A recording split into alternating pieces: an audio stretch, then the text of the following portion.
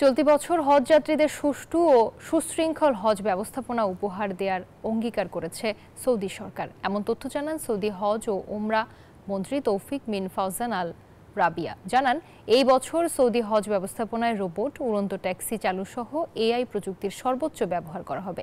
কড়াকড়ি থাকবে হজযাত্রীদের টিকা গ্রহণের বাধ্যবাধকতায়। সৌদি আরব থেকে মোহাম্মদ ফিরোজের তথ্যচিত্রের ডেস্ক রিপোর্ট।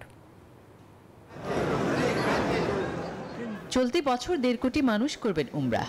অধিক সংখ্যক মানুষকে সেবা দিতে হজ যাত্রীদের জন্যও থাকছে সৌদির নানা পরিকল্পনার অংশ হিসেবে অবকাঠামোর সম্প্রসারণ এবং সর্বাধুনিক প্রযুক্তি ব্যবহার করা হবে।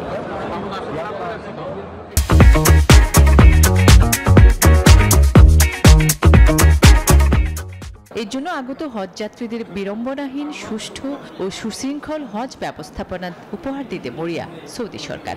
এর তথ্য জানান সৌদি হজ ও উমরা মন্ত্রী তৌফিক বিন ফাউজান আল রাবিয়া। বাংলাদেশ সহ 87টি দেশের ধর্মমন্ত্রী ও বেসরকারি হজ ব্যবস্থাপনার প্রতিনিধিরা এই মেলায় অংশ নেন।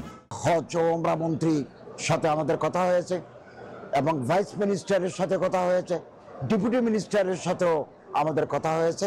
আমরা যে ডেলিগেশন এসেছি আমরা অত্যন্ত উপকৃত হয়েছি এবং এর মাধ্যমে আমাদের হজ ম্যানেজমেন্টে আমরা গতি আনতে পারবো, এটা আমরা মনে করি। এক ছাতার নিচে বাংলাদেশের বেসরকারি হজ এজেন্সিগুলো হজ যাত্রীদের জন্য পছন্দ মতো মোয়াল্লেম ক্যাটারিং সার্ভিস বেছে নিতে পারায় খুশি এজেন্সি প্রতিনিধি।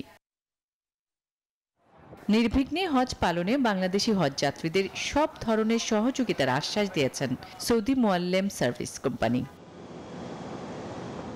এইবার হজে বাংলাদেশ থেকে 87,500 হজ যাত্রী অংশগ্রহণ করবেন।